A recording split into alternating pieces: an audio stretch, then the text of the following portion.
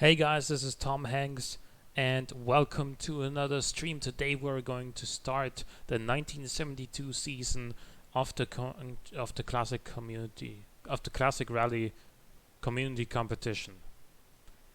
Um, right, so this is the 1972 season, and yeah, I mean we had a total of 16 entries this time. Hey, Gerbil Derp, how are you doing? Um, 16 entries. So yeah, it's gonna be a fun time. It's there's a lot of variety as well. Hey Logoris, hey Lowlife, Max Camber, how is everyone doing? Also, if I'm a bit quieter than usual, let me know. I can change that on the fly.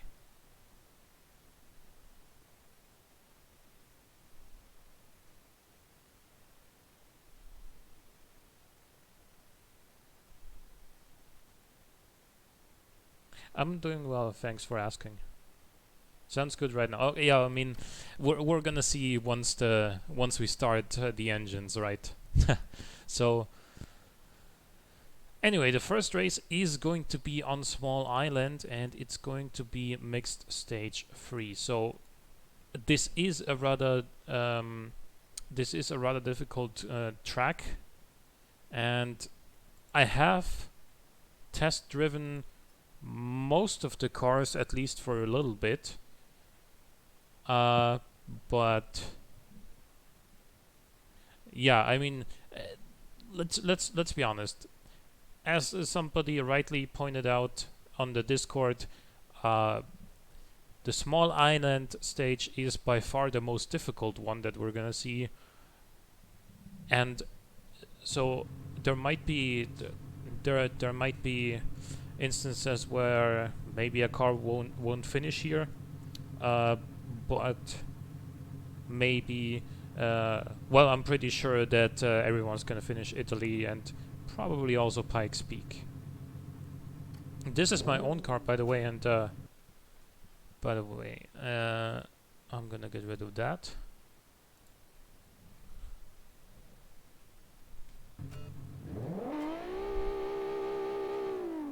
This is a 2-liter V6, 205 horsepower, mid-engine rear-wheel drive.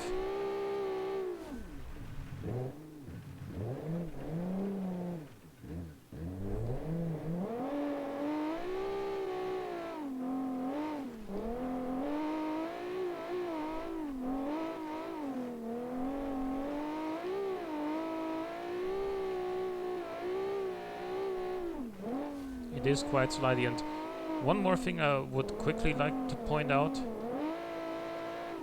is that for some reason on today's stream the game feels laggier than in the laggier for me to play than it did the last couple of times. So I'm finding it a little bit more difficult to control this car now than I found it when I test drove and tuned it and stuff. So that out of so with that out of the way, let's try and actually finish here. We missed the checkpoint, right?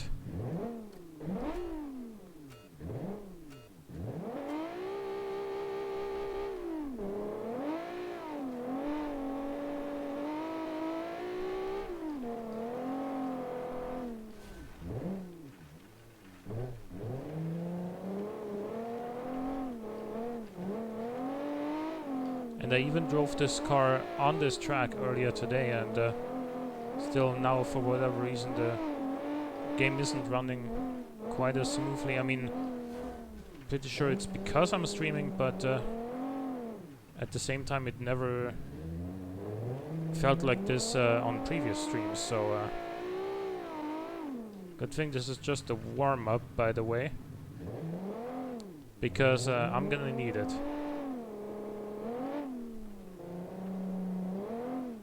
Yeah, I mean, I do have Chrome open because I have my Google spreadsheet open with the with the car names, how much power they make, and who made them. Because you know, I'm only 27, but you gotta bear with me. If you got 16 entries, everyone has a different name, different car name, different engine, different horsepower.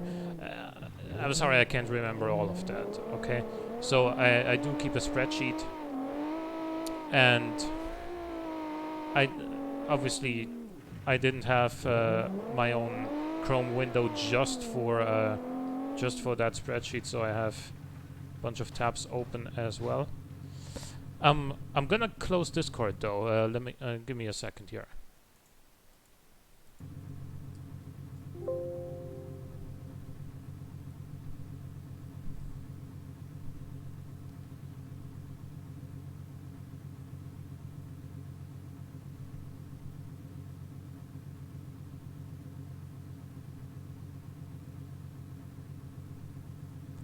Get it up on my phone. Good shout. But I'm gonna try again here, because, and this is not to sound like I'm bragging, but I was when I built this PC at this point about a year and a half ago, I built it specifically for streaming purposes and stuff. And therefore I do have 32 gigs of RAM in here and an 8-core CPU, so Chrome shouldn't be that big of an issue. And I will say, now that I closed Discord, it does already feel a little bit better.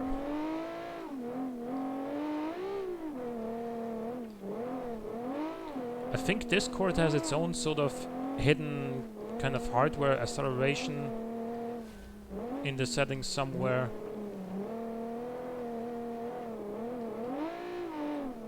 And I think that might, you know, you're using resources for streaming. Chrome eats up some RAM, and then Discord also on top of that adds another layer with its own hardware acceleration, and then the game runs, you know, all of that.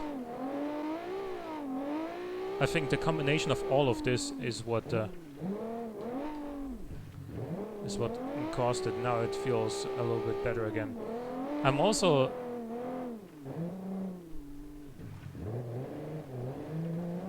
obviously demonstrating my own car here is a little bit on this difficult track, is a little bit I'm a little tense right now as well.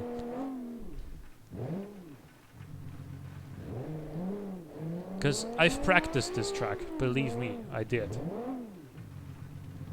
Now it's time to put it into practice, but my viewers are watching, and I want to set a reasonable time. I don't think I'm going to get close to my practice times here, but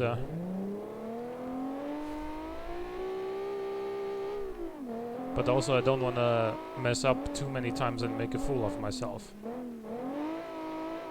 So I'm just gonna take it somewhat easy here. Be careful not to cut this corner, otherwise you're gonna roll. I learned that the hard way.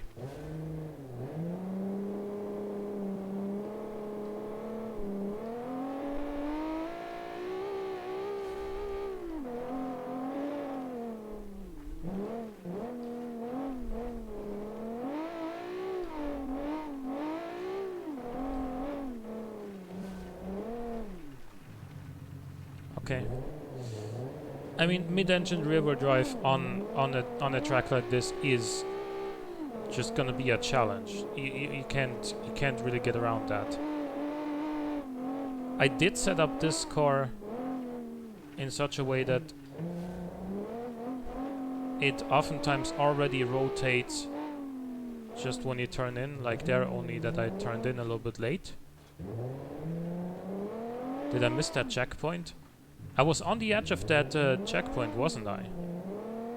I'm gonna go back now. I was like here. Okay, going backwards or going the opposite way, it counts. But you saw that. I was here, right?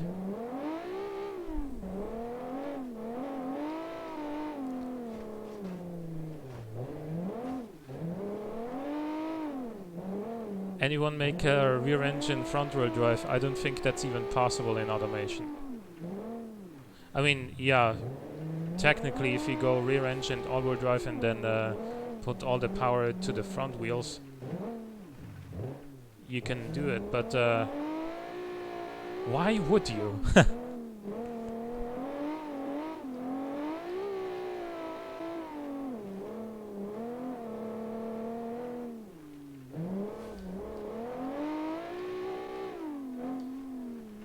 So, needless to say, this isn't gonna be a particularly fast time, and won't be representative of... I should already be at the finish line at this point when I reach that last checkpoint there. 407 is pretty much what I did in my practice runs with this car.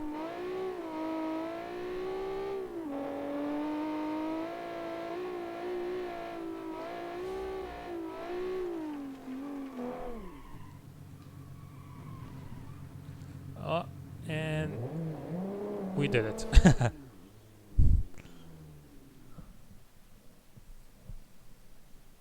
Time to double the RAM.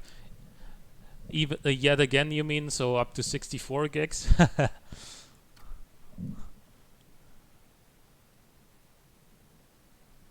No sweat, I like watching crashes too.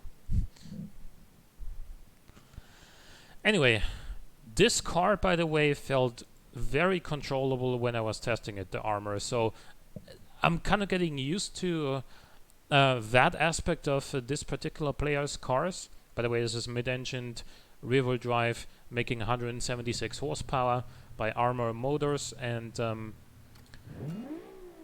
I'm not gonna lock the diff here.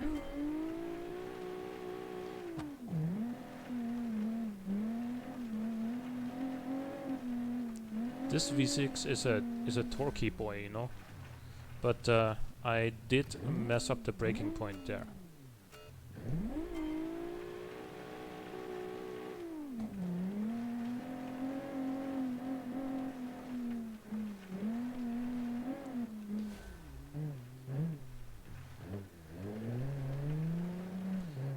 And I think this car is a good representation of what I think the successful approach will probably end up being as far as engine choice goes, because obviously the engine, the rules for the engine said it can be up to 2000 cc, but you know, everyone made a 2-liter engine, obviously. But what I mean is torque over peak power. Because for the most part, you're gonna be dealing with tight corners, often in low RPMs, to try and not step out that rear end, but then still being able to accelerate out of that corner and getting good momentum forwards is a lot more important, in my opinion, than you know, having a super high peak torque or super high peak power output at like 9,000 RPM, but then having to keep it in high RPMs at all times, which isn't always possible.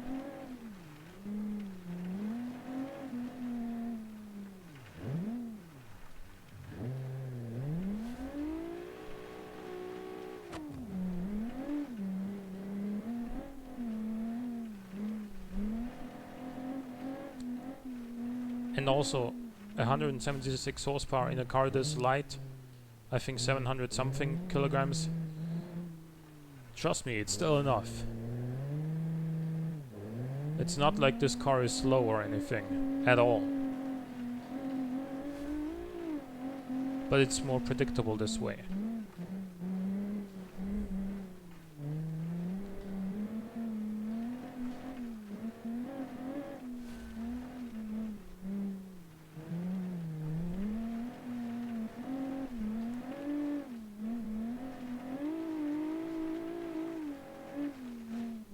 Oh, come on.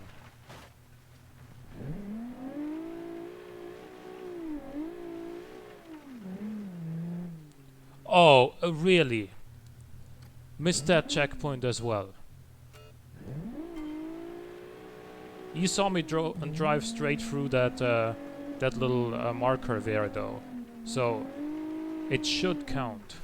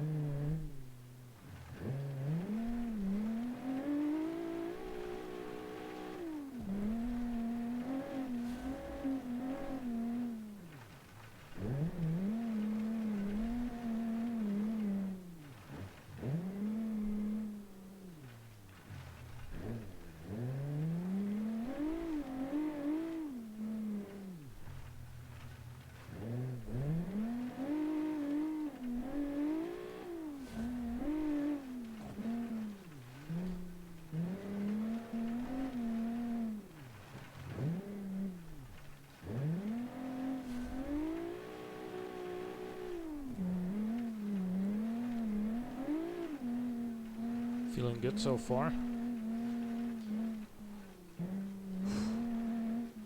Shouldn't have said anything.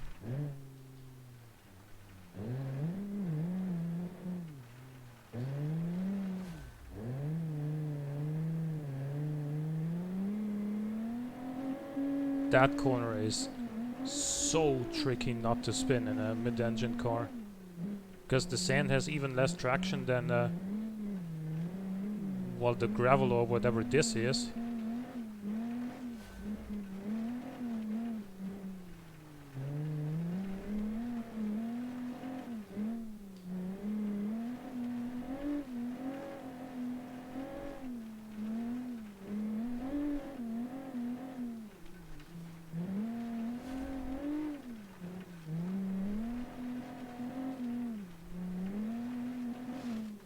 Oh, okay, don't cut that corner in the future.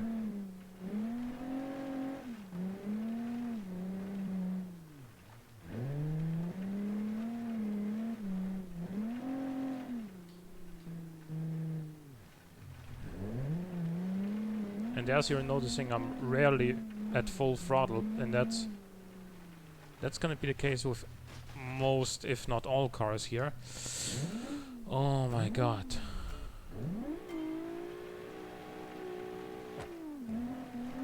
But yeah, I'm rarely at full throttle because okay, now cool down,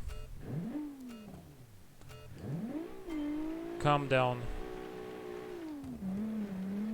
Try not to make up lost time by going, you know, faster than you should.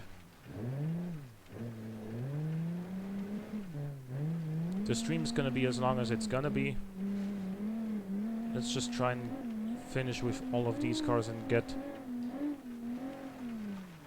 reasonable times.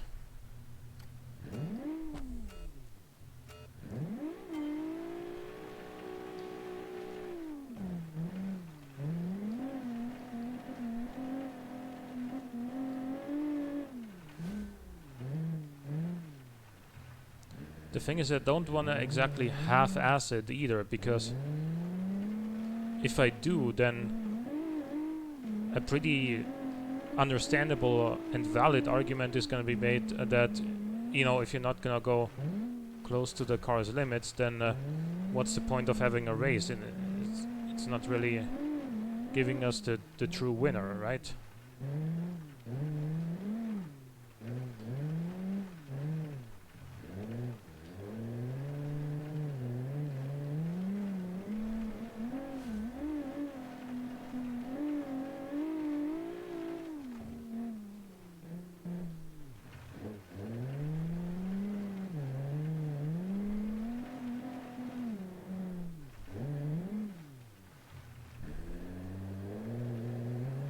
But I'm starting to sweat a little bit because this out of my experience is one of the easiest cars to drive, and that's obviously meant in a very positive way towards its creators. It's very well built.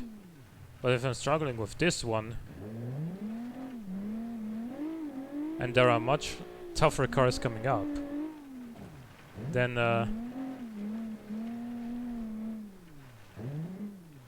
we're probably gonna be here for a while today.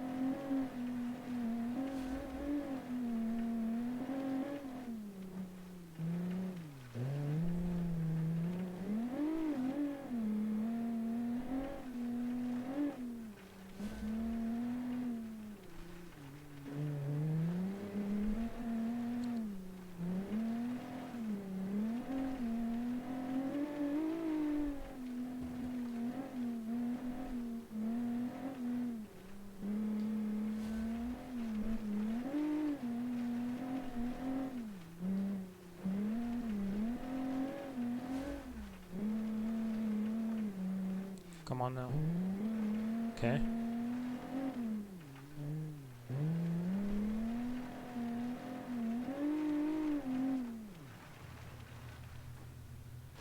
Oh no, that rock, really? Okay, you know what? I'm gonna have a drink real quick.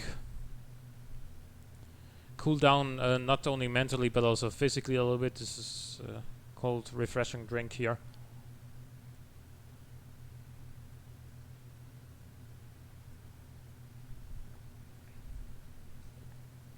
Because it's getting warm in here, dude. Like, what's the weather like wherever you are? Here in Austria, it's getting quite warm. We're getting summer early. Well, not really summer. It's not 30 plus degrees.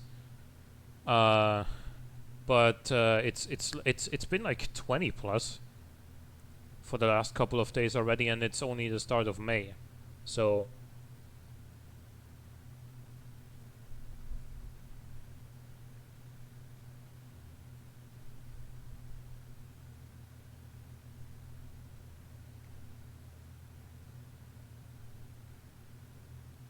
good God, it's May. Yeah, right. Where's the year gone?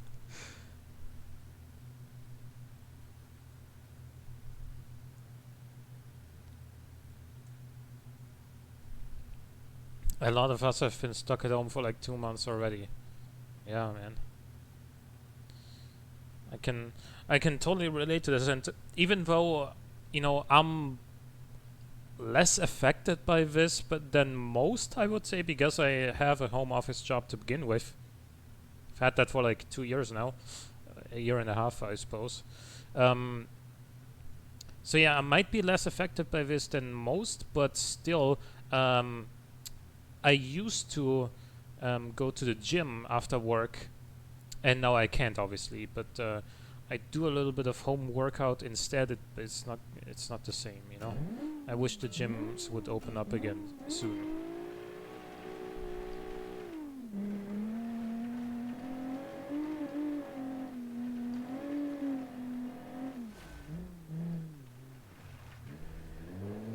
But our government says gyms are gonna open late May at the earliest.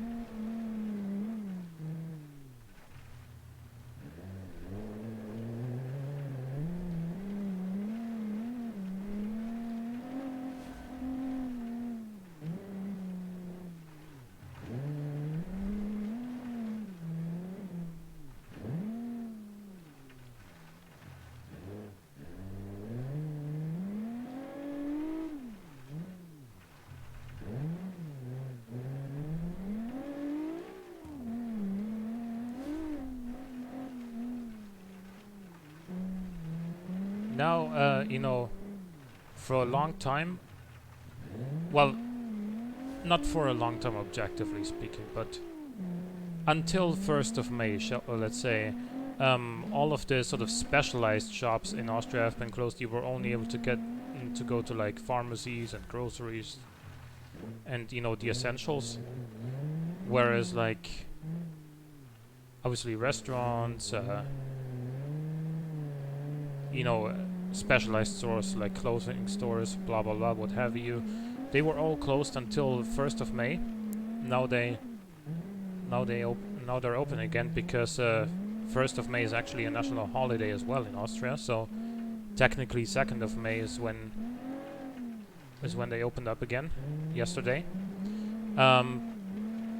And if this turns out to have been a mistake and we get more and more infections again, then you know, that might cause further delays when it comes to when gyms and stuff are gonna open up again. So if that does come true, so if they can stick to the plan of opening gyms late May, then I'm gonna buy more home workout equipment. I'm gonna buy a barbell at the very least with a lot of weight, so I can properly deadlift. Because that is the exercise that I'm missing from the gym, that I can't do at home. Because I only got 2 dumbbells. I've got a few kettlebells and some resistance bands.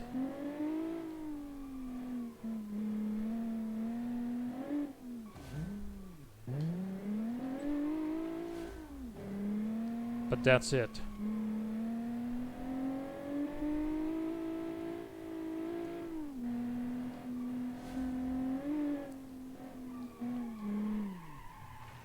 No!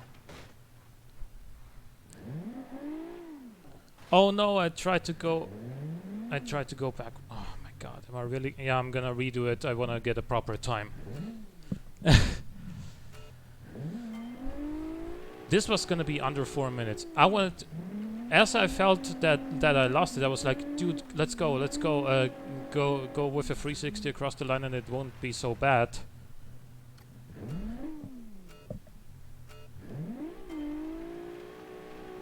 Like literally every time I've driven this track, I've never had that happen. And then I streamed today, and then it happens with my own car that I built to be as drivable to my own personal driving style as it can be, and what I would consider to be probably the easiest or second easiest car to drive in a field, happens to me on both. Well, I've never done it before, but as soon as I stream, you know, and the pressure's on, I suppose. Then again, I know you guys don't really put pressure on me or anything, but that was a simple driving mistake. There, went on the gas too early. That was not.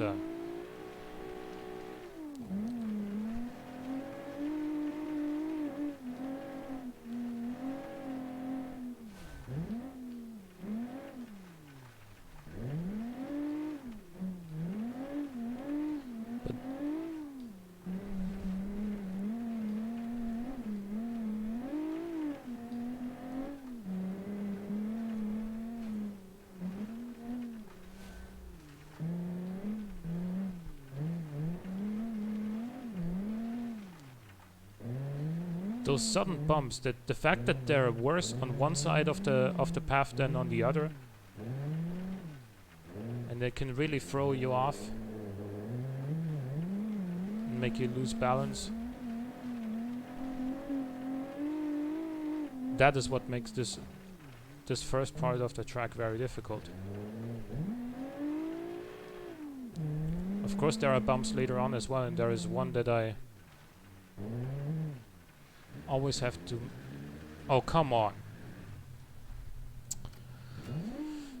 Let me please finish one run.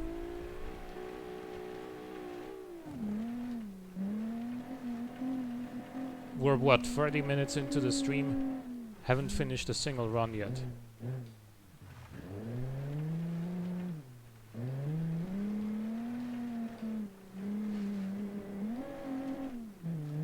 If I continue doing this, it's gonna be a long one.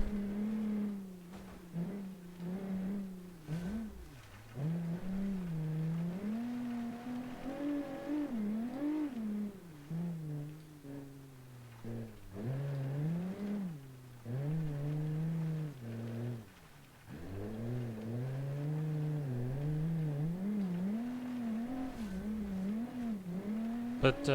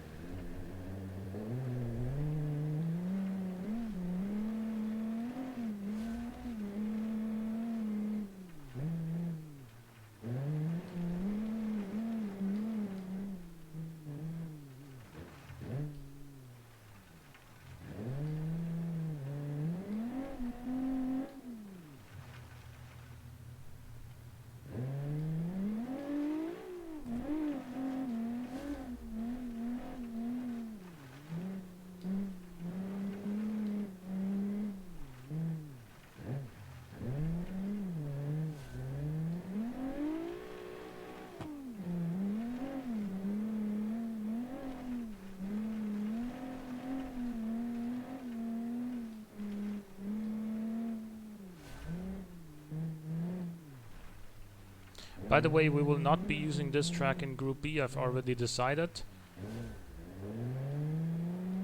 Not because of this, how it's going today.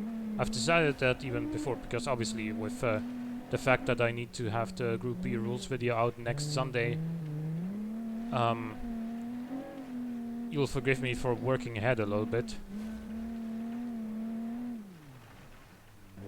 But as I was testing my own first Group B car, I was obviously looking at different tracks that we haven't had yet, and there is one in particular that that I want to talk about at this second, because I wonder if any of you guys have actually driven it yet. It's on East Coast, and it's the very first one. I think it's like Backroads Course, is what it's called. Now, if you look at the description of that track, obviously every track in BeamNG saved it. Every track in BeamNG also has a sort of difficulty rating, right? And that track, the Backroads Course, has a rating of easy. Now, I don't know what car they use to determine that. Probably sort of a 70 horsepower city hatchback. And obviously in a car like that, it would be easy, I imagine. But if your car is as wide as the forest path that you're driving on, to your left and to your right are trees, and all four wheels are spinning on a power, then it's anything but easy.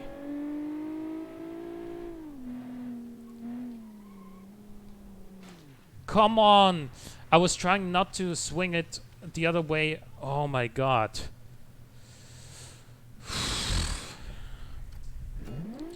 I was deliberately not counter steering too much because I didn't want to spin out right there, and then I just missed the checkpoint. This is why they say it's not over until it's over, right?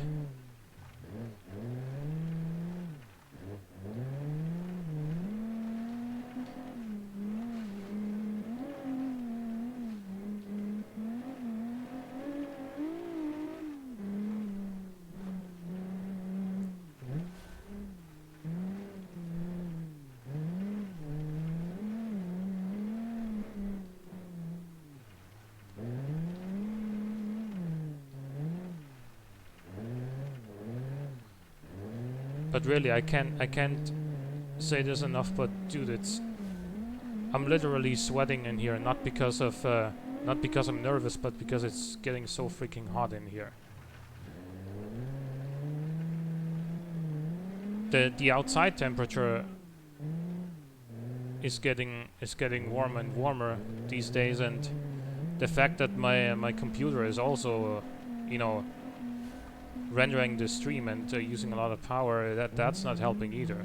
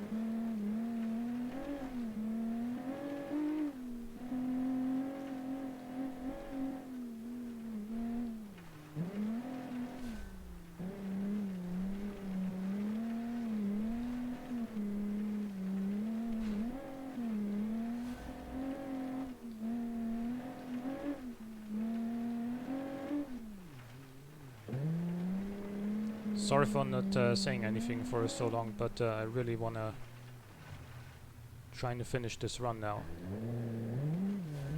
and preferably every run that follows after.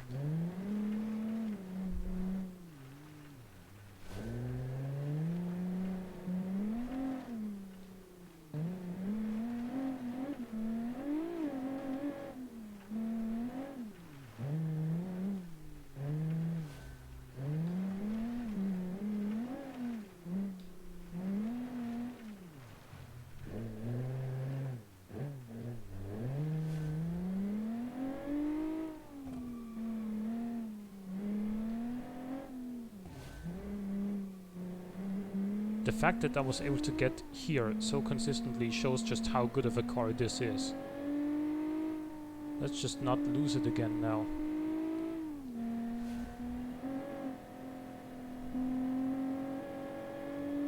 Still under 4 minutes, 3:56.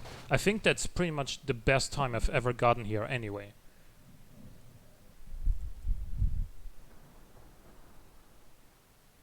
I found a mod that gives rally pace notes for a lot of the stock courses last night.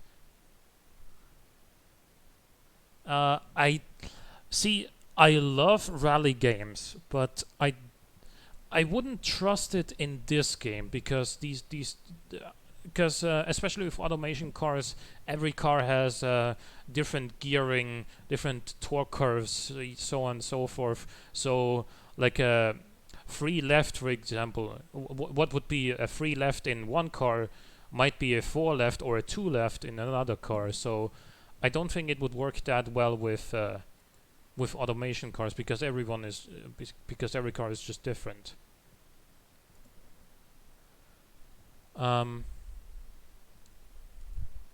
Thanks. That was indeed quite a good lap.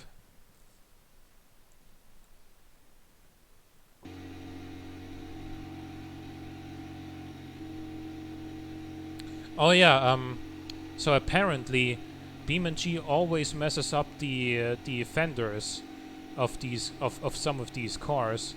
This one in particular, I went back to automation, flared them so that the tires would fit, and re-exported to Beam, and it looks like this again. So just imagine in your head that it has crazy wide rear fenders, okay? And this is how wide these tires are supposed to be.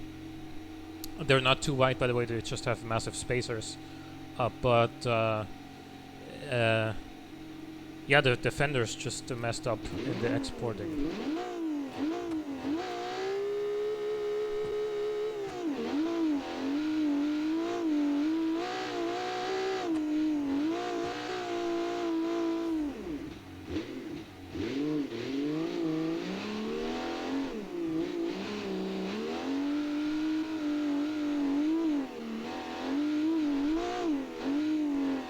This is a bouncy boy too. Suspension doesn't seem to be made fit for this particular car, or this particular track, I should say.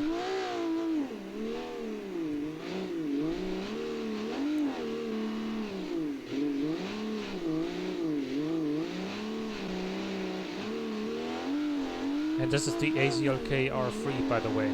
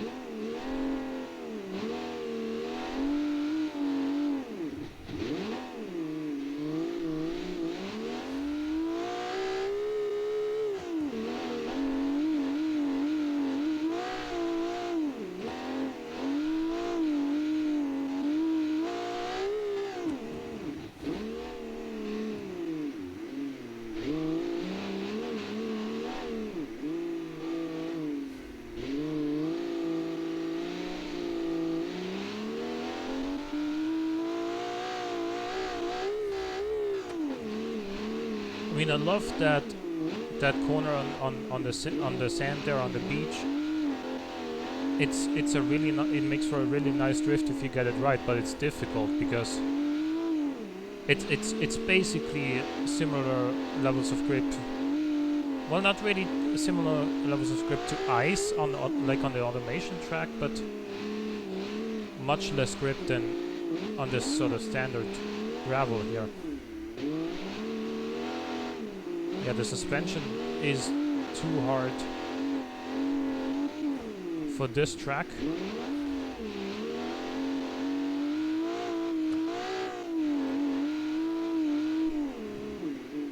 It does, of course, have quite a bit of power, if that wasn't obvious already. So maybe it can make up a little bit of time near the end, but I don't think, at least from my impressions so far, I don't think this is gonna stand a chance against the Armor.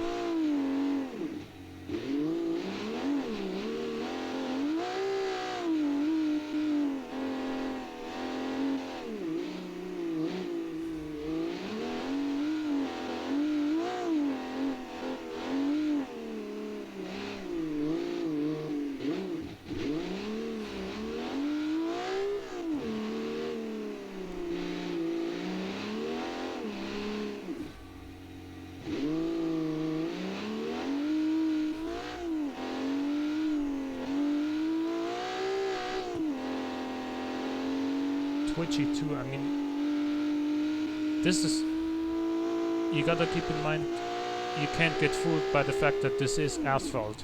Yes, it is, but it's nowhere near as grippy as the tarmac on like a racetrack. Okay, so that was the AZLK R3, and by the way, this car made 216 horsepower. Fitment.exe has stopped working.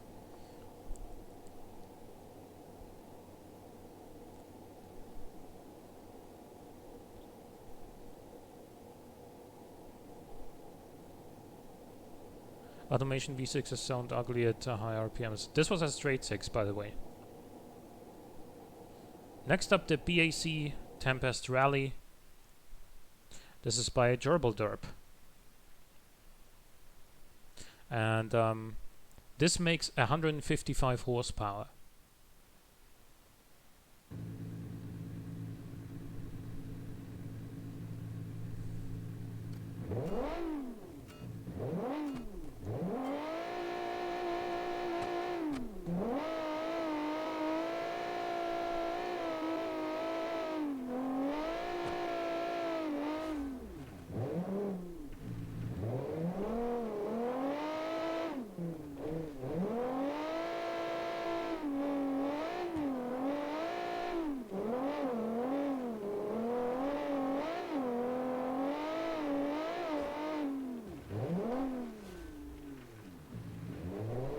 I believe this is what is it, rear-engined?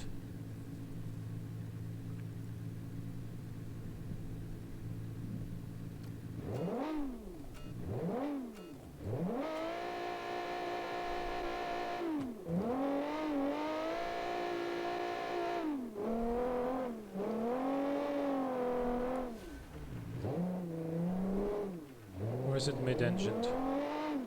Definitely not front. That much I do remember.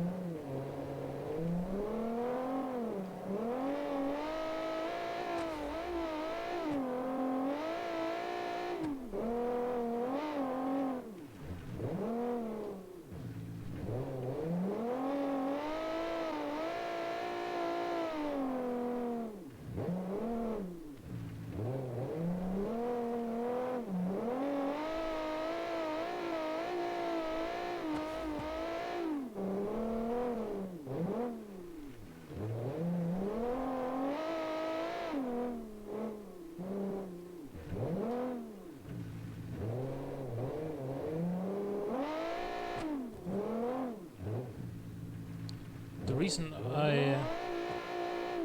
I got this confused of whether this is rear or mid-engine is because there's another car in the field that uses a similar body, is also white with gold rims, and it is the other, like either this is mid-engine and the other one is rear, or the other way around.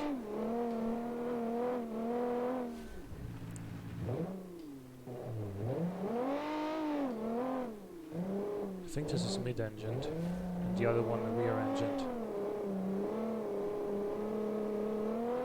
Mid-engined, yeah, okay.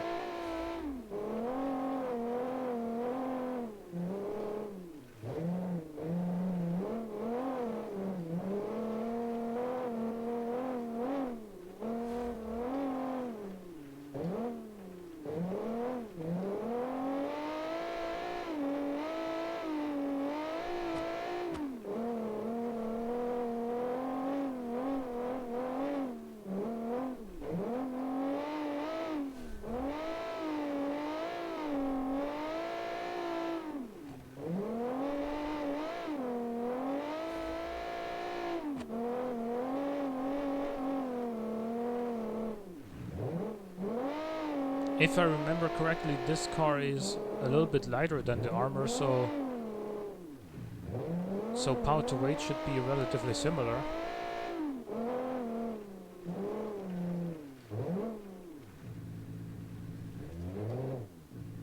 Oh, come on.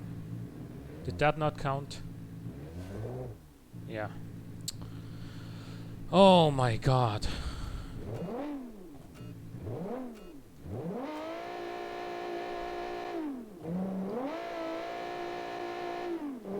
I did so well.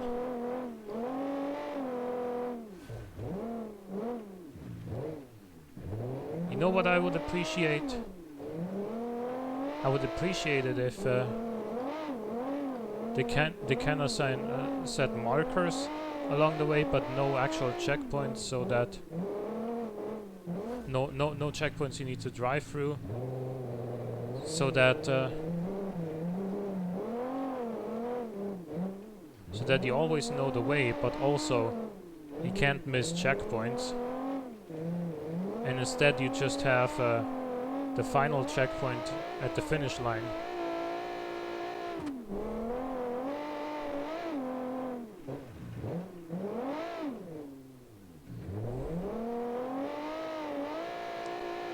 Sure, you might argue that, but then you don't need to stick to the given road. That's what the markers would be there for one, and for two, yeah, good luck going cross country on this map, and actually making it to the line and being faster somehow. Like on this map.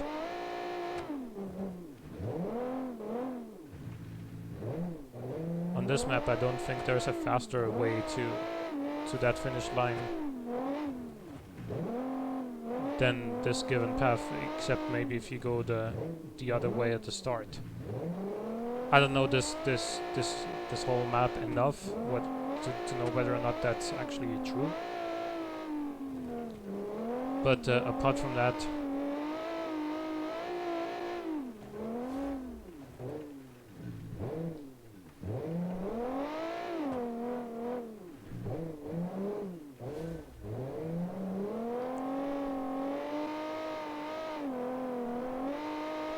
oh, and also they should make it so that if you just change car but remain on the same track, it shouldn't load the entire track every time. Because I don't understand on a technical level what's the difference. I mean, I know I have to go back to the starting line, but what's the difference between me pressing R to reset the run? Why does that take, you know, half a second? But then if I go back to the starting line but in a different car, why does that take, you know, a minute? Also in free roam, if I just spawn another car, it takes 5-10 seconds.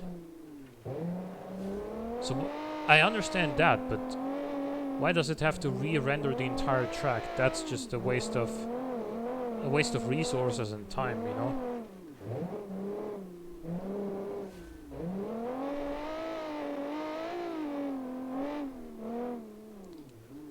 Steady.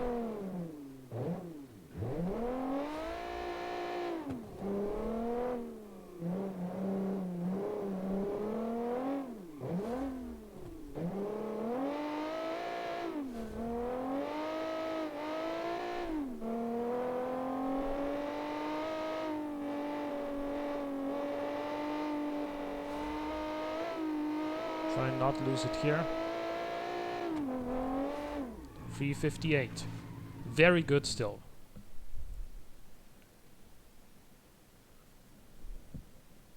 You can just put down barriers and track signage. They already have. So I don't know in response to what you said they already have.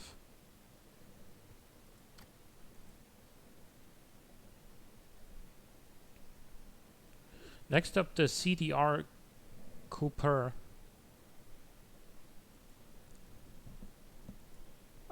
This is made by Aisha.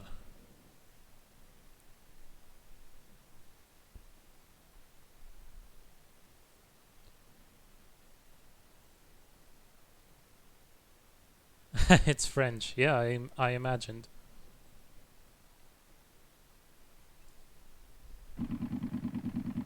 It's just funny that the name of this car sounds like the Mini Cooper, only in sort of French, Cooper. Anyway, this has a 107 horsepower Boxer 4.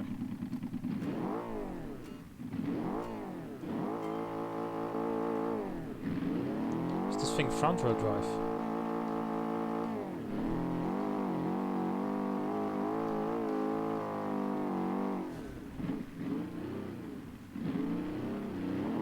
it's not.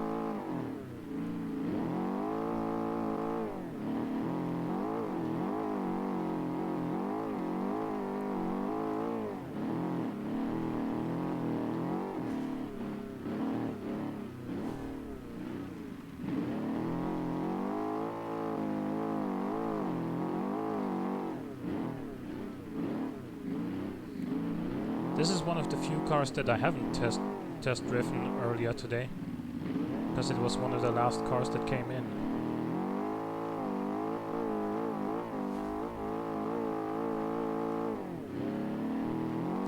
But I have to say, it actually feels pretty damn good.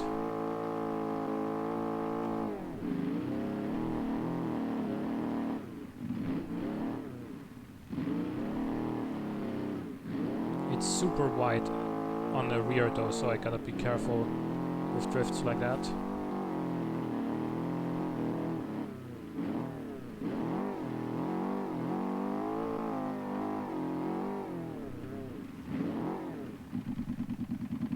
And this is also one of the few cars that only have a that don't have a 2-liter engine. I think this is only like 1.5.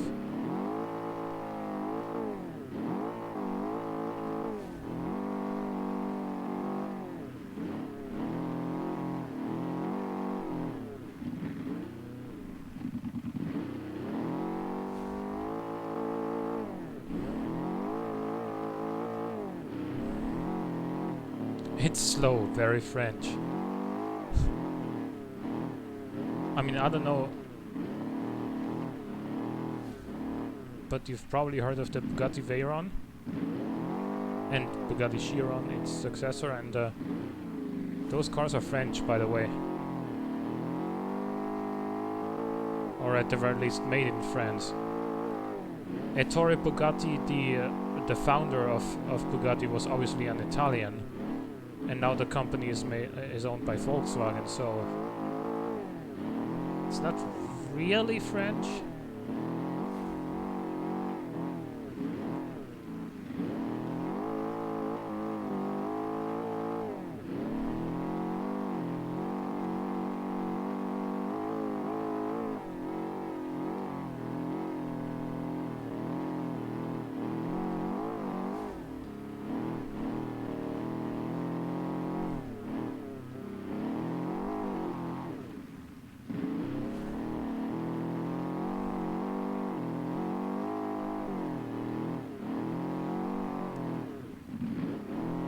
To be honest with you though, it may only make 107 horsepower, but on this track it feels like more. Because obviously this is lighter than your average 107 horsepower car these days. We're still good. But also the responsiveness of the steering, and obviously the lack of grip here.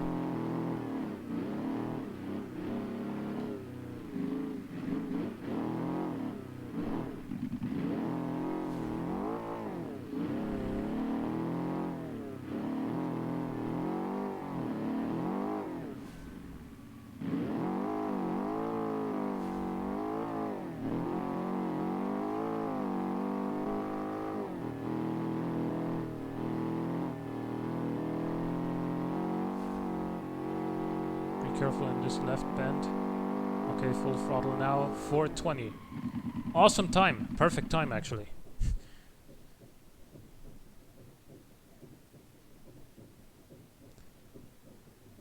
I love everything about this car. It's hand-pounded aluminium as opposed to being a fiberglass coffin. Perfect time, actually. 420. Yeah, we're not driving that. Next up, the Falcon Ghost V6 by Logoris.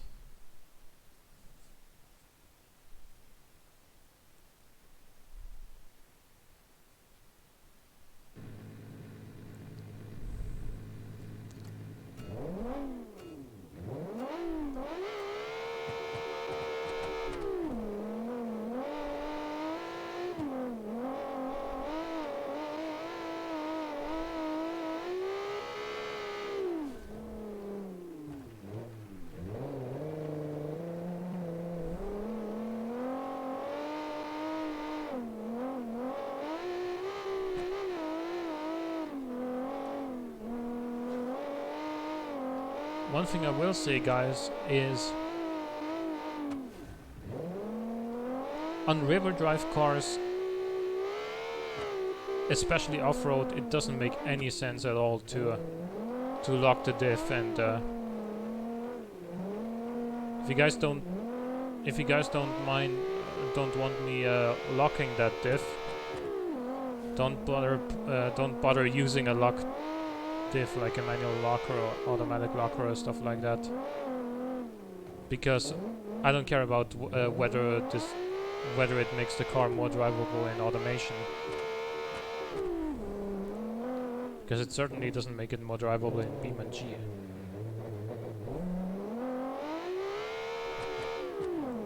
For rear-wheel drive cars anyway. For front-wheel drive cars, it can definitely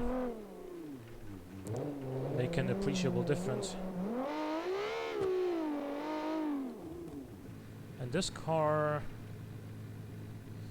yeah, I thought I was able to make that turn, but I wasn't.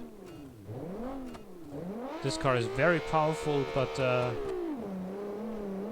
it's all at the top end.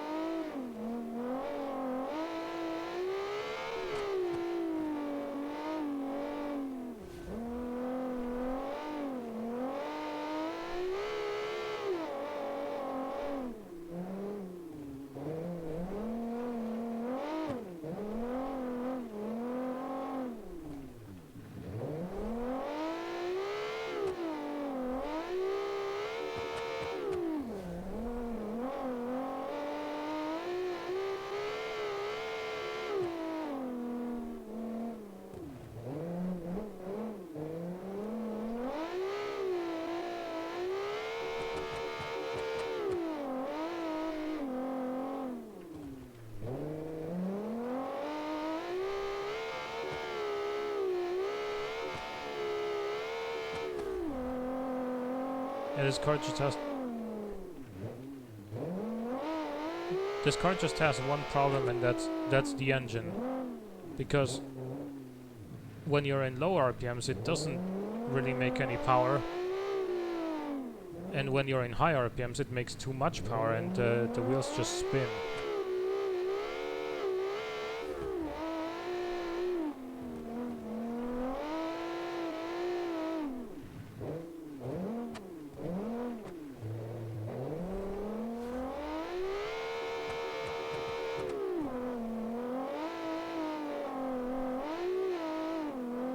It is a powerful engine, no question about that.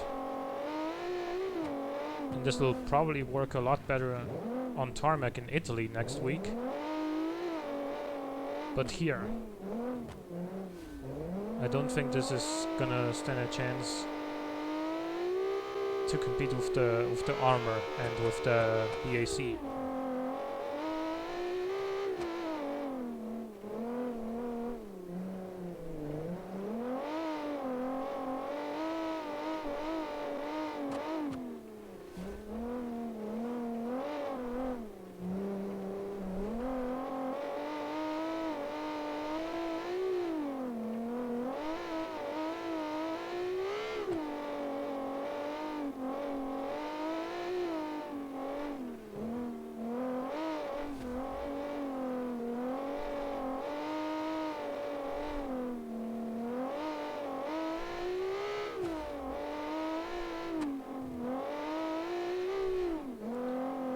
I mean, it is predictable in its driving, in that I can anticipate when it's gonna start sliding and react accordingly, so that's good. It's just that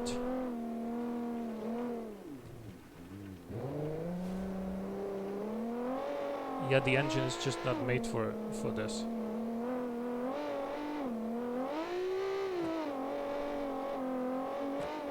Obviously, if we had all-wheel drive, this engine would also work better, because then yeah, it still doesn't make any torque in the low RPMs, but at least you would be able to put the power down in the high RPMs. Can I get out? No, I can't. Oh my god.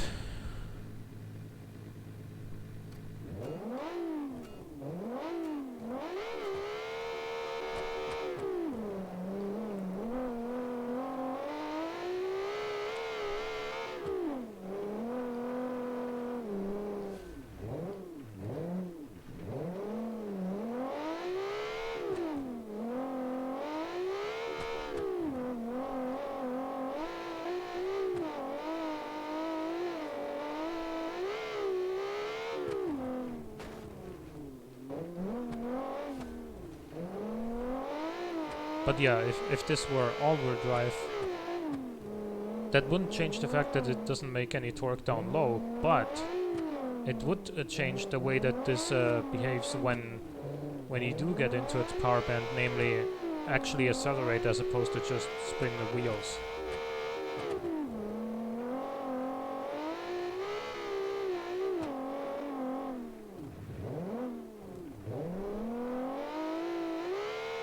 Like here. It's parts like this where this loses just so much time because of the torque curve, really. I believe at this exact checkpoint, this is already 6 seconds behind the Armor, and it's 90% because of the engine, even though this is much more powerful.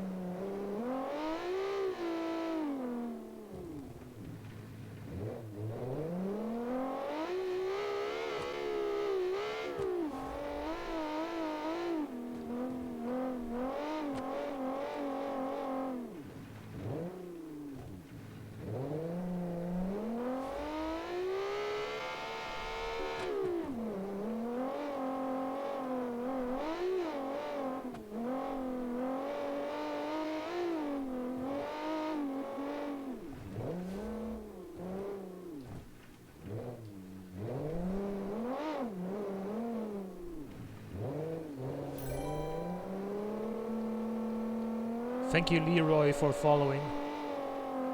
Hope you're enjoying your time here on the stream.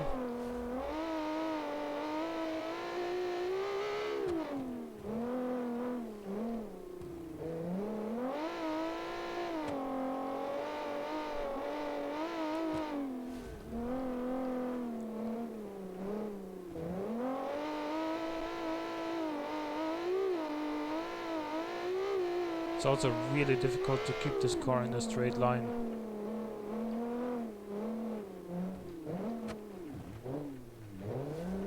Because of the aforementioned wheel spin under power.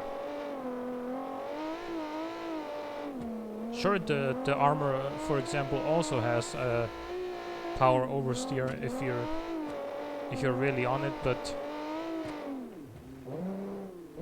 thanks to the better weight distribution, because it's mid-engined, more of the power actually goes into acceleration, as opposed to this where it's basically just kicking the car sideways.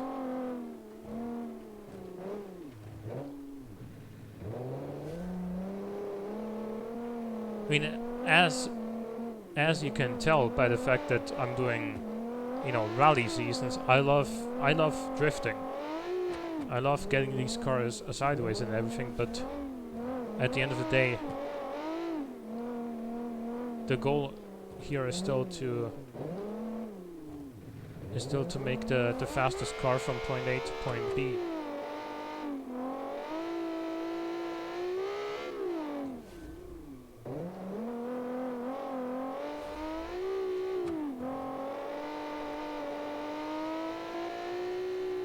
Easy on the throttle here.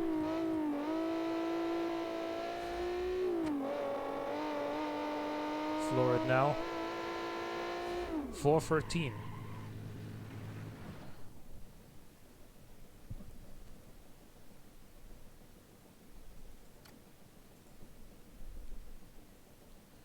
Next up, the Fjord Corona V6 rally sedan by Sedan 57 Chevy. Well, Fjord Corona V6 Rally not like the word sedan is not part of the car's name.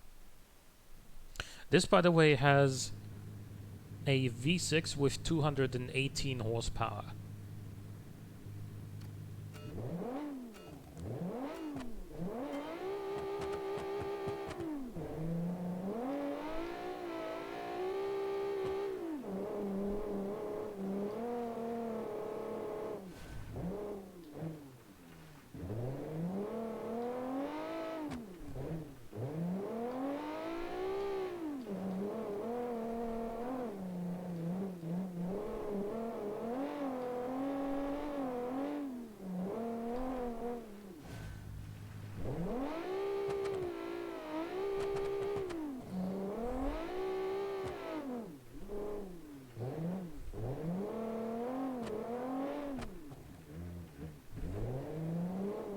And I believe this is actually front-wheel drive.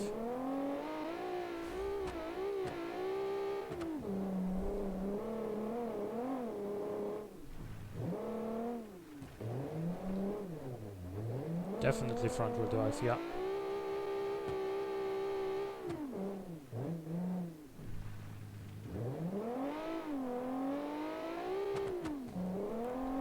Barely didn't fall down there, but this is definitely making a much better impression on me so far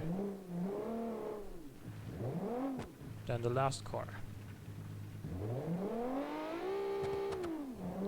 Although it doesn't quite turn under a handbrake the way I would like it to. So it lost some time there.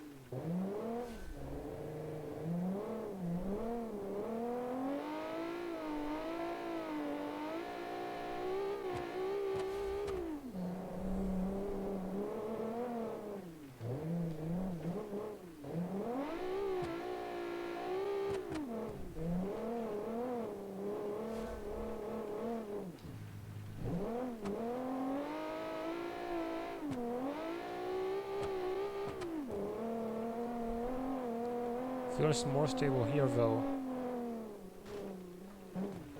than the rear-wheel drive cars.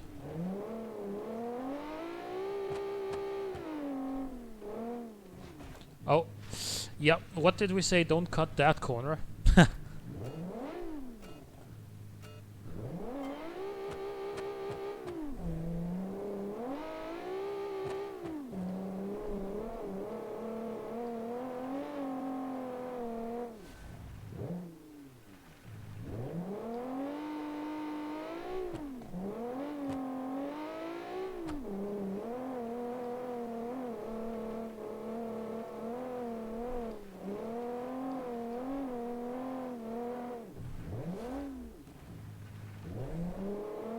A little bit late on the brakes there.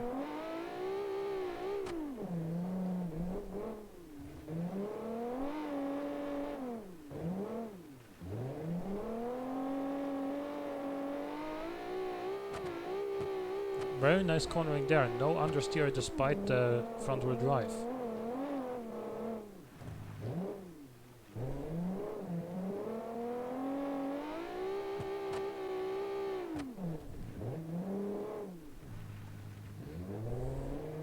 Surprisingly well balanced for a front wheel drive car, except for the fact that it for some reason doesn't like the handbrake.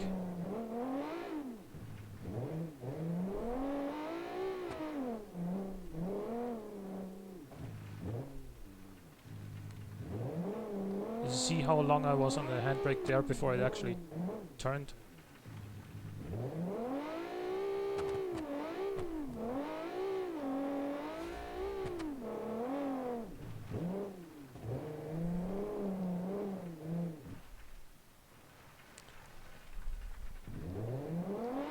I don't know why that happens sometimes. Under heavy braking, Sometimes the engine will just shut off. I've had this a couple of times already, especially recently.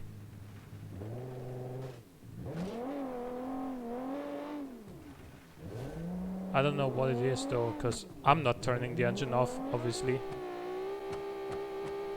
Why would I turn the engine off myself during a rally, you know?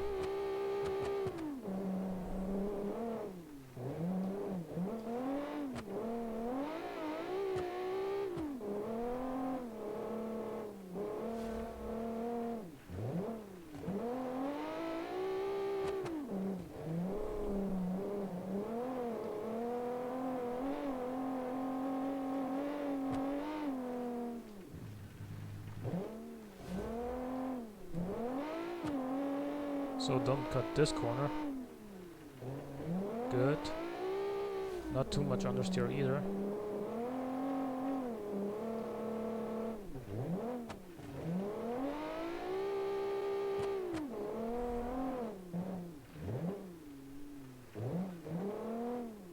No!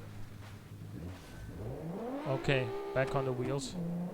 Suspension still seems intact.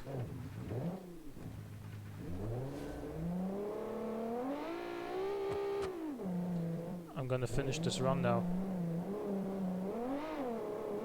Just did a barrel roll, relax. Just a barrel roll.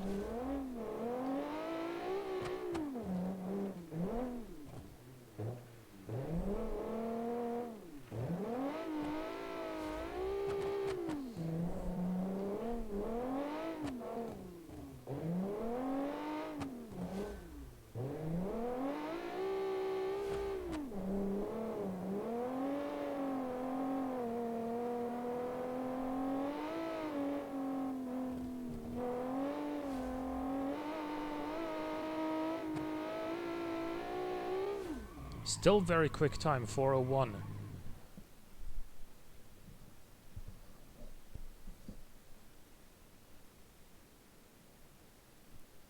Engine can stall if the brakes on the drive axle lock up while in gear.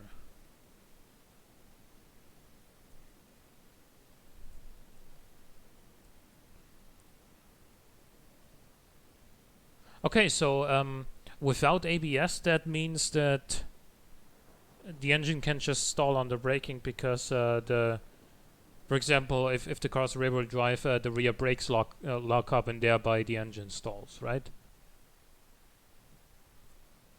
Man, that sucks. It's super annoying too. This one, by the way, is front-wheel drive. This is the Halpin Scorpion with 252 horsepower. So brace yourselves.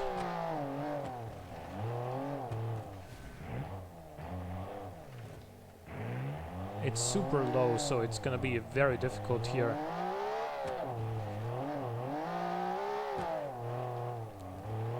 Also, it's so low and so wide that I can barely see the track ahead of me with how the camera is positioned.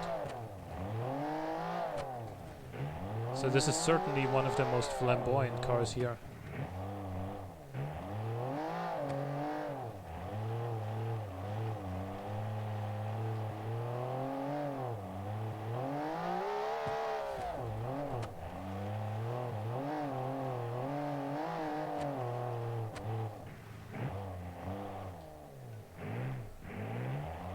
It's a bit of a rocket ship though.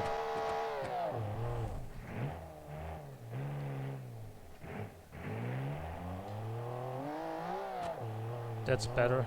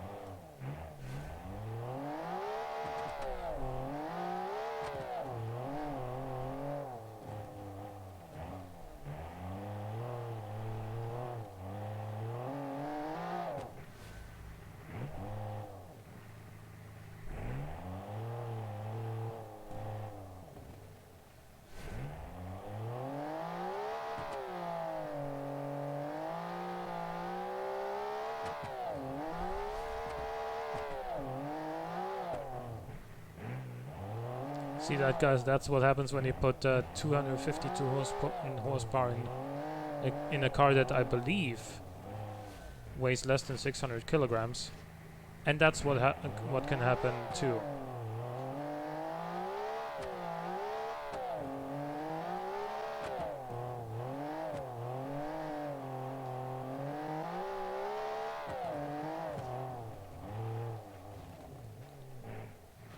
Yeah, look, this car is so low and so stiff that it is extremely difficult to keep this under control on these bumpy roads.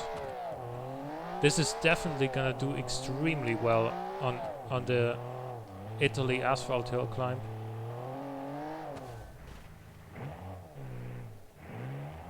Here, on the other hand, it's a handful, if that wasn't already obvious.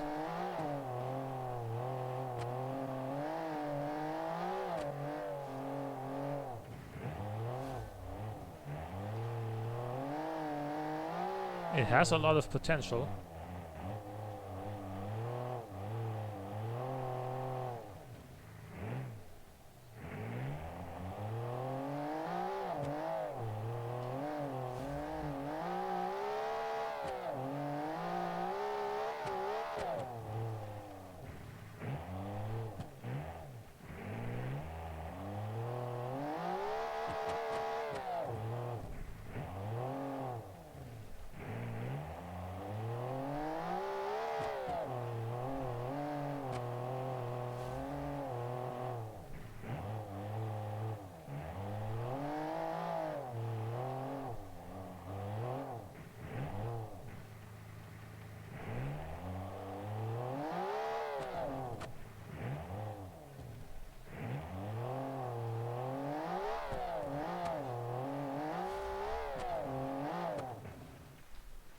Oh, come on.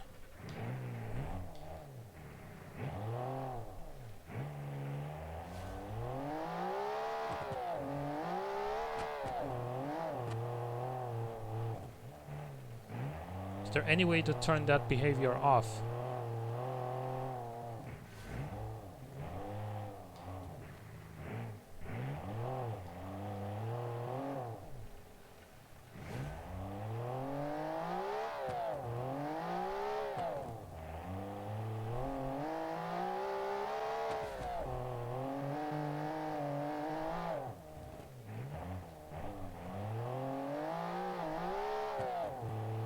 Obviously, with this being a pretty high revving engine and naturally aspirated, we do get quite a bit of engine braking too, so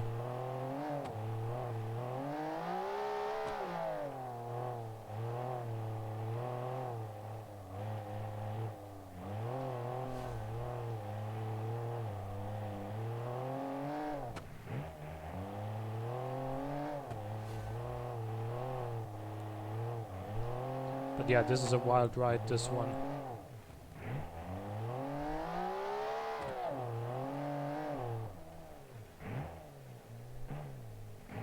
And that's with it being front-wheel drive.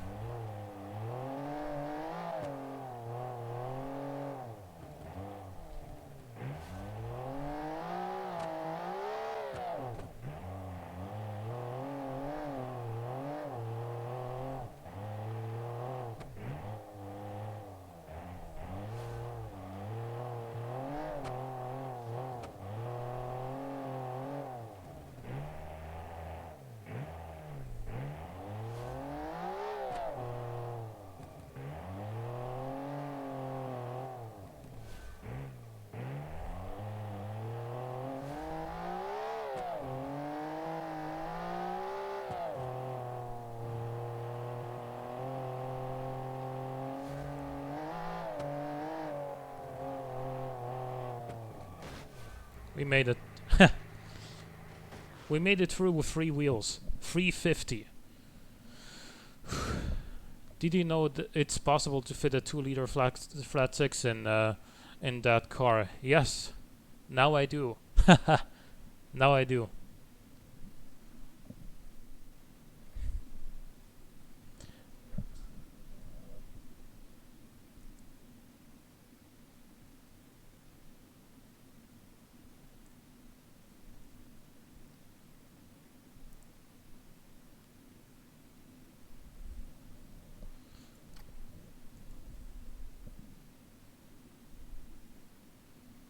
Next up, the LLMC Pizzeria Scuderia. 210 horsepower, front-engined front-wheel drive, by the way. Even though it kind of looks like a Stratos, which is, of course, mid-engined, this thing is front-engined front-wheel drive.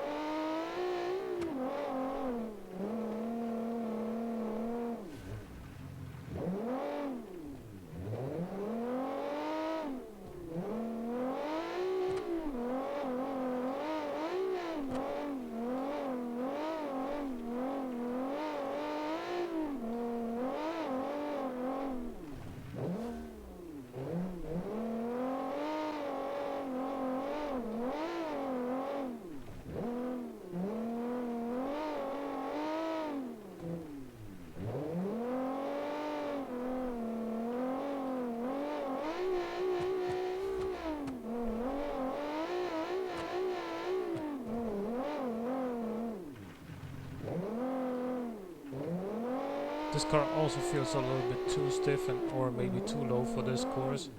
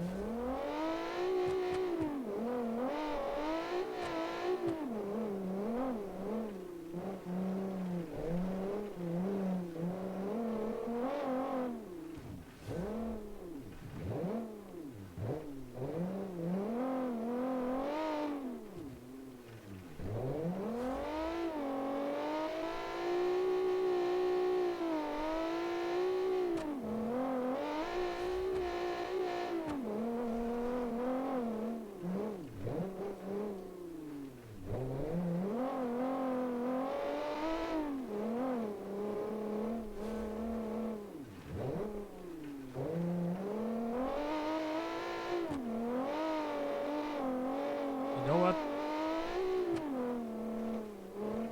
Not gonna say anything until I finish. The sun is blinding now, though, through the window that's behind me. Even though I've got the what are they called? I've got the curtains in front of the window.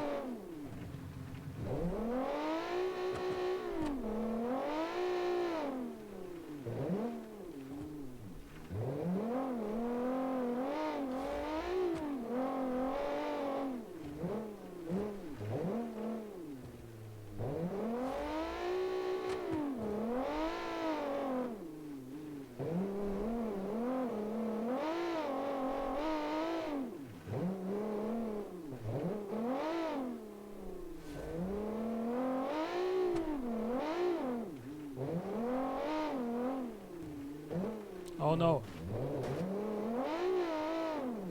Still good.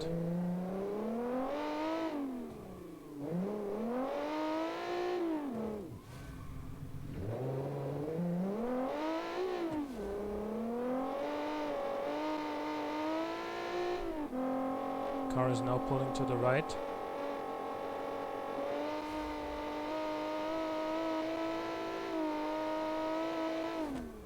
.354. Very good time still. Second place so far. Next up, the winner of the last season in 1964, the Lucara Ciambella M70, although of course it was a different car last season, but this is also made by Donut Snail, who won. Grazie ragazzi.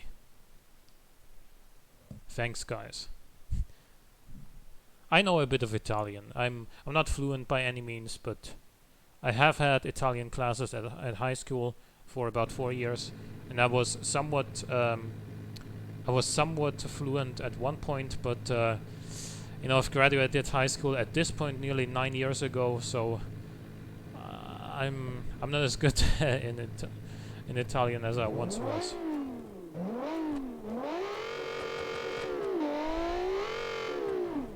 Whoa, okay. Let's try that again. So this is rear engine, rear drive. It wheelies. It has 265 horsepower. Yes, 265 horsepower out of a 2-liter.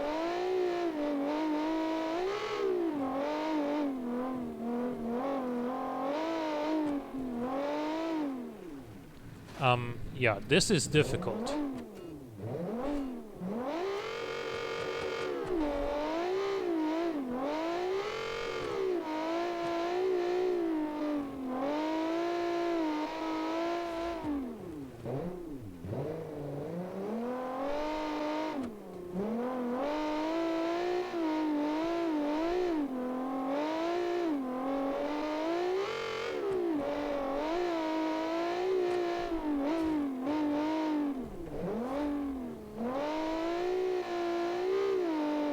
In terms of sheer acceleration and speed, this is probably maybe the quickest, that or the Scorpion.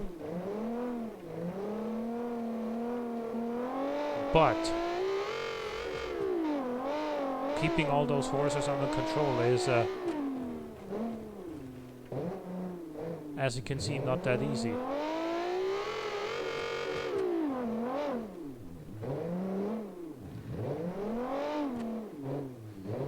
This almost feels like a premature Group B car.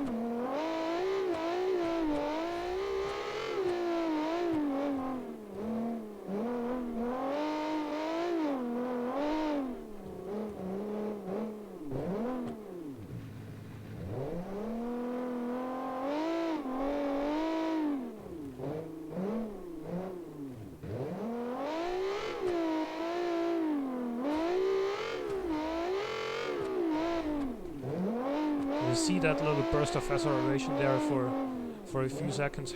The rate at which this picks up speed is just absurd.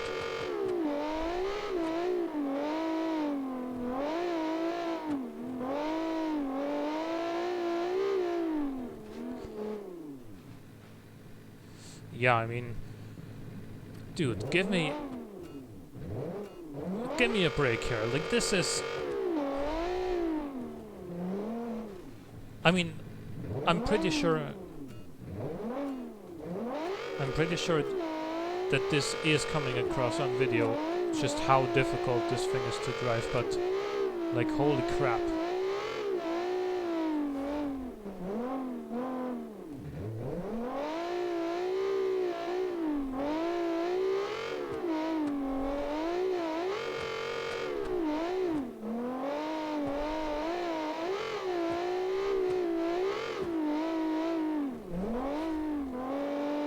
The thing is, like, turning off throttle or at only a small part of the throttle in mid-corner, the handling is awesome, but as you're trying to come out of a corner and putting the hammer down, all hell breaks loose.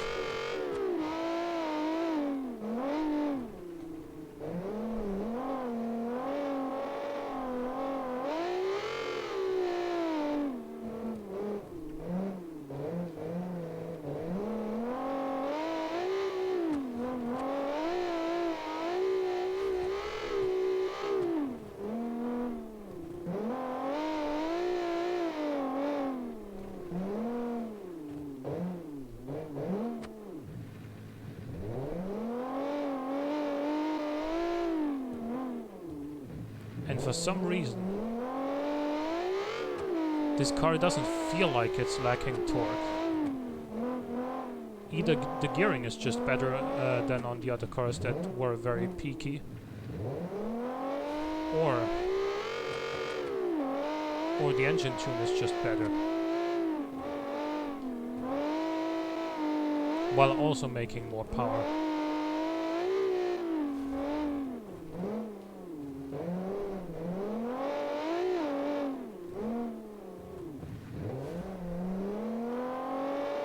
Be very careful here, because this is also rear engine, so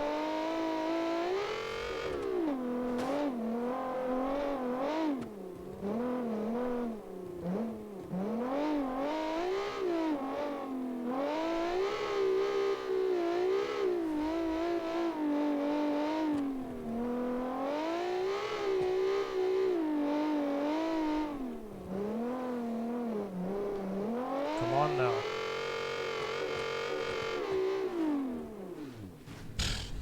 Like, you gotta forgive me, but this...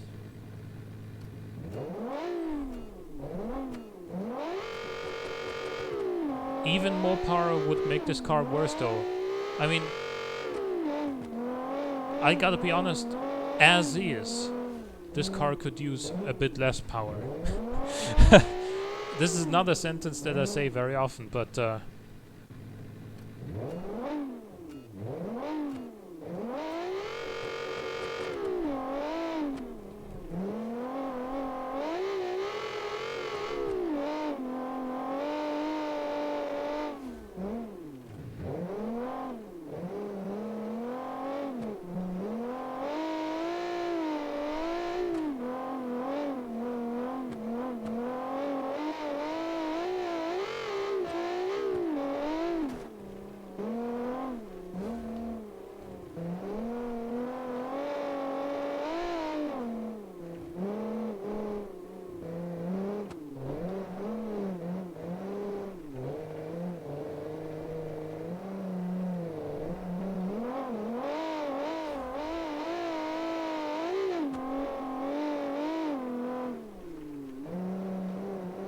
I mean, there it's so difficult to keep the car under balance because you know the car is swinging one way, then you're gonna try to counteract it by counter steering. Then because it's a rear engine, it's gonna swing the other way. It's like a pendulum, and the thing is, you might be saying, why don't you just get it straight in the first place, so you don't have to deal with the first swing. Yeah, but it's so freaking easy to get this car to spin because it makes so much power to the rear wheels.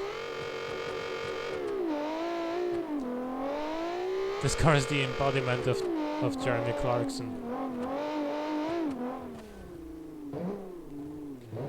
I don't know, man. Like I remember when he reviewed the Ferrari F12s, what was it, like 7 years ago? Jesus, time has gone by so quickly. But anyway, when he did review the Ferrari F12, he said that the F12 could use two things: slightly slower steering to make it less hectic, and a bit less power. He said that about the F12, and that's kinda...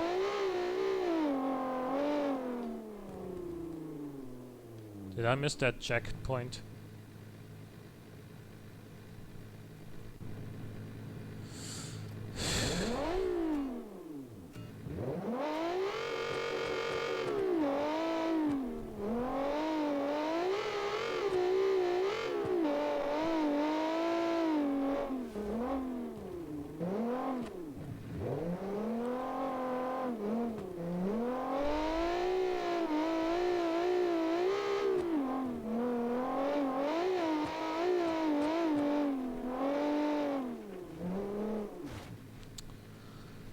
Man, like...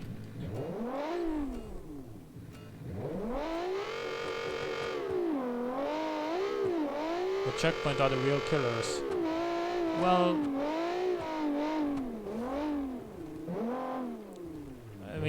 with this car I got different problems as well.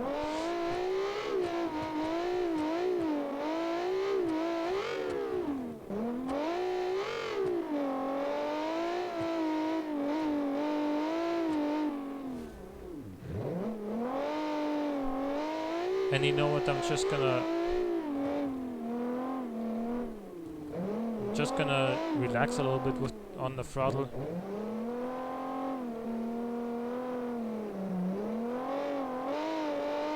Except in situations where I know I can put it down.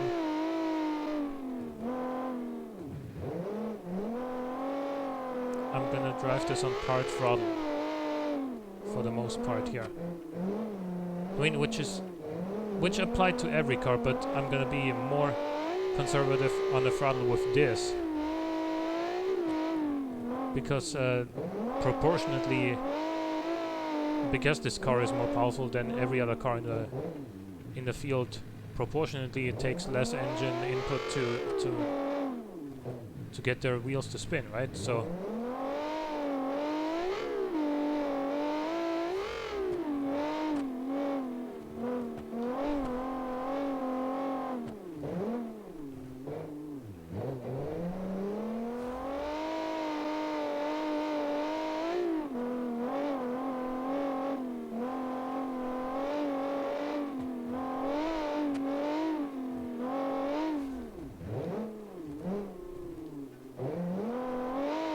yes, this car has insane acceleration under full power, but you simply can't use that here. Except maybe for a second here, but you saw what that just did, so...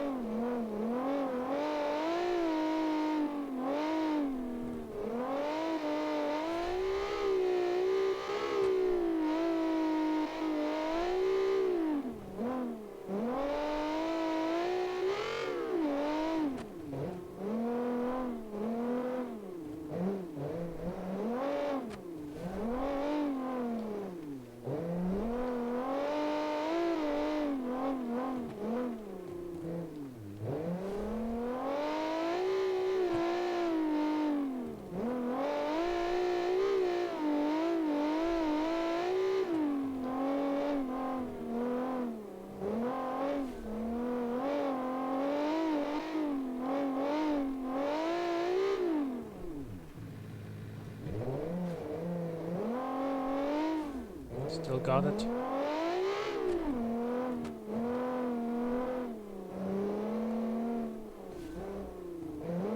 Didn't damage anything either. Now let's be careful.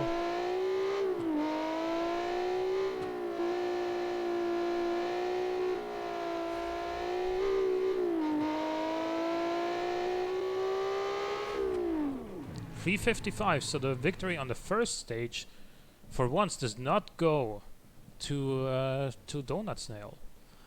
But this car is going to be insane on Italy. So it's definitely gonna make up some points there, even though it doesn't win today. Okay, next up the M2 Rush. This was made by Discord user Wall.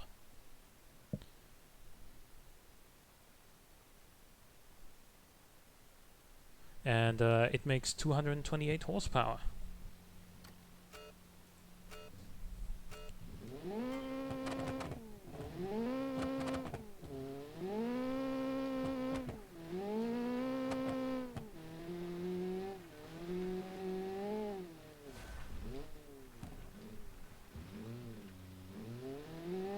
I don't know if this just has crazy short gearing, but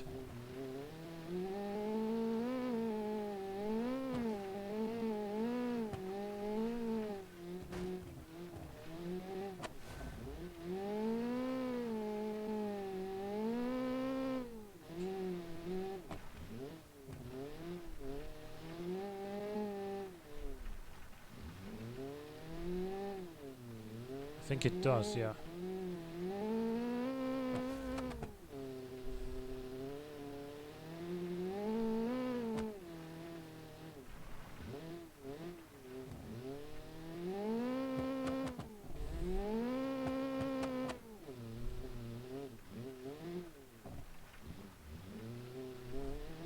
I don't think I went around that corner in third gear in any other car.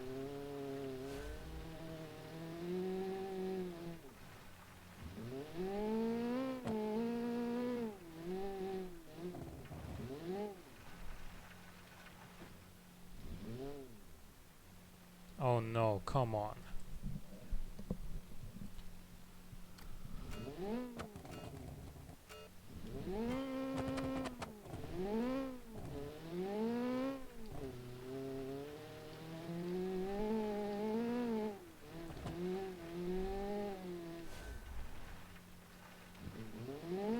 No need to apologize for it, Donut Snail. It's just, as I said, you know, the mid-corner balance and everything is awesome, but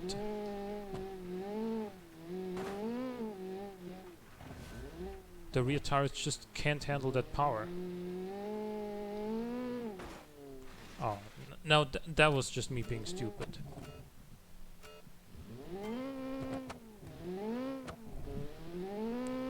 Thank you very much, Leroy. Actually, this was just a highlighted message, wasn't it? Still. Okay, now focus.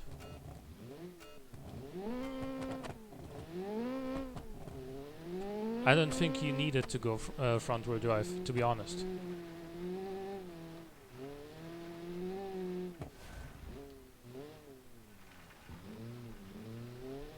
I'm honestly very impressed with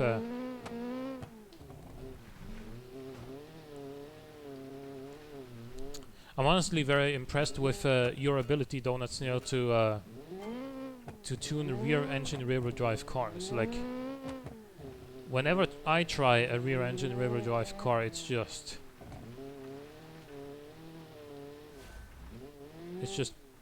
nearly undrivable.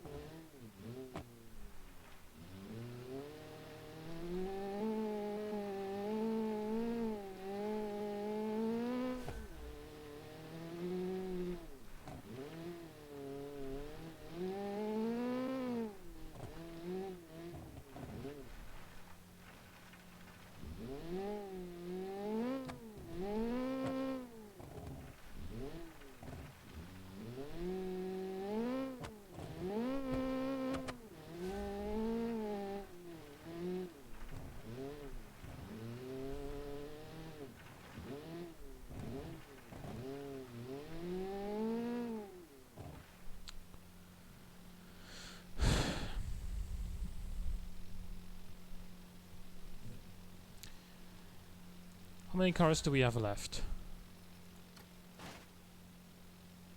So this one included, we still got 1, 2, 3, 4, 5, 6, 7 cars. You know what, guys? I think I'm gonna do the rest of these tomorrow, because this is taking way longer than anticipated, because it's a very difficult track, and some of these cars are more difficult to drive than anticipated. And so I think I think if I went to do all of these today, then it would just completely kill me. And so I'm just deciding that so far, the where was it? The Halpin Scorpion is in the lead, but we're gonna do the other 7 cars tomorrow and see who comes out on top overall. Is that okay with you?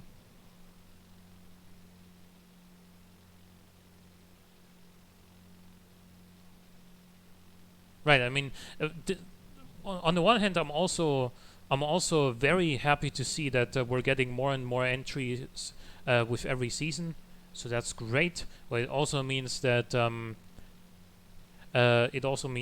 these streams are going to take longer and longer every time, and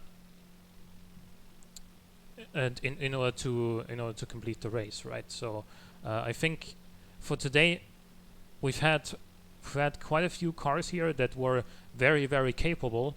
Some of them were reasonably good to drive. Some of them were tricky but fast, and some of them were a little bit less well balanced. And as an example of the latter, let's try this, which you absolutely shouldn't do. But anyway, that's going to be our last car for the stream, and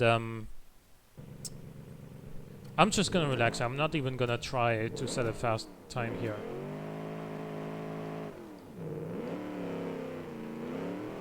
That's a good old American V8.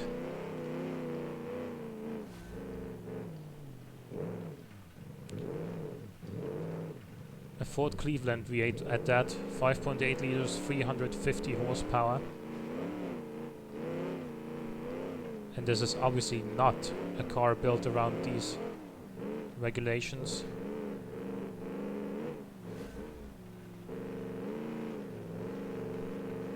But this is the prize car, the car that the overall season champion is going to win, the De Tomaso Pantera GTS.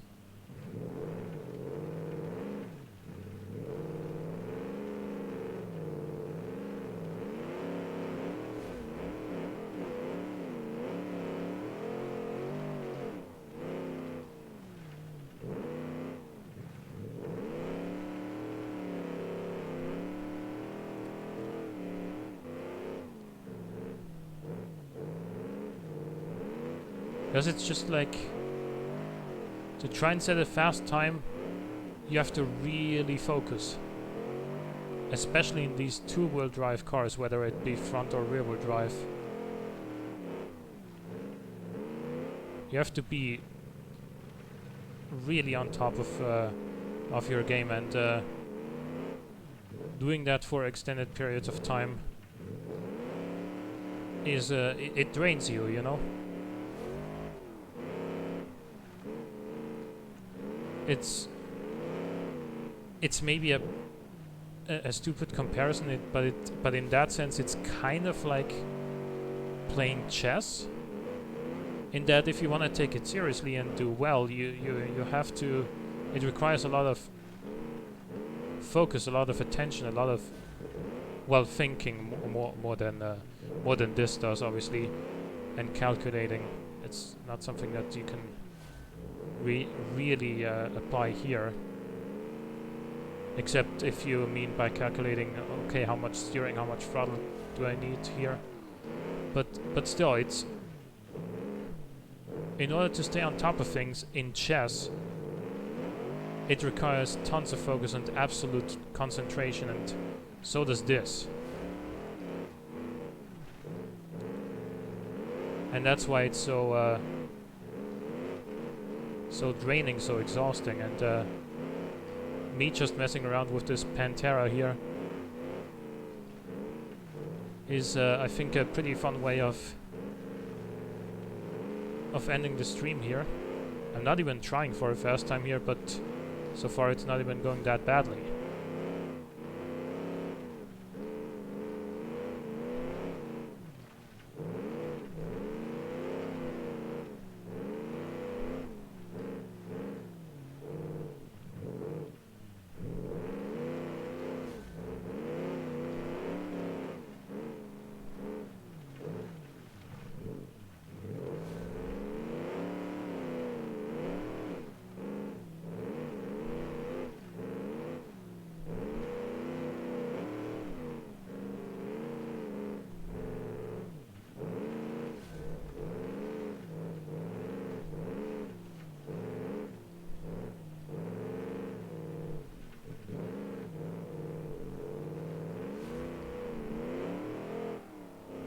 Obviously, this isn't gonna beat the top cars, because it's simply not set up for this.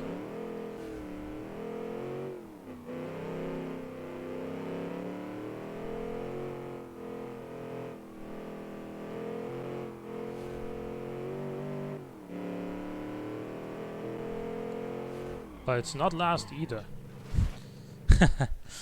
Anyway, thank you so much, guys, for understanding that I can't do this anymore today. And we still have so many cars that tomorrow's stream is gonna be reasonably long. So in order to stay on top of things and finish this with results that I'm gonna feel confident in, I'm gonna have to do the rest tomorrow, and so we will start tomorrow a bit later because I work until 6:30 p.m. So we will start tomorrow at 8 p.m. So pretty much when pretty much this time as it is right now in 4 minutes is when we're gonna start tomorrow. I hope I will be able to finish all of the 7 cars, and yeah, I hope to see you guys there as well. If you've enjoyed the stream, of course, as always, follow me on Twitch if you haven't done so already, and make sure to tune in again tomorrow. Hope you enjoyed the stream, and then see you tomorrow. Until then, have a good one. See you next time. Goodbye.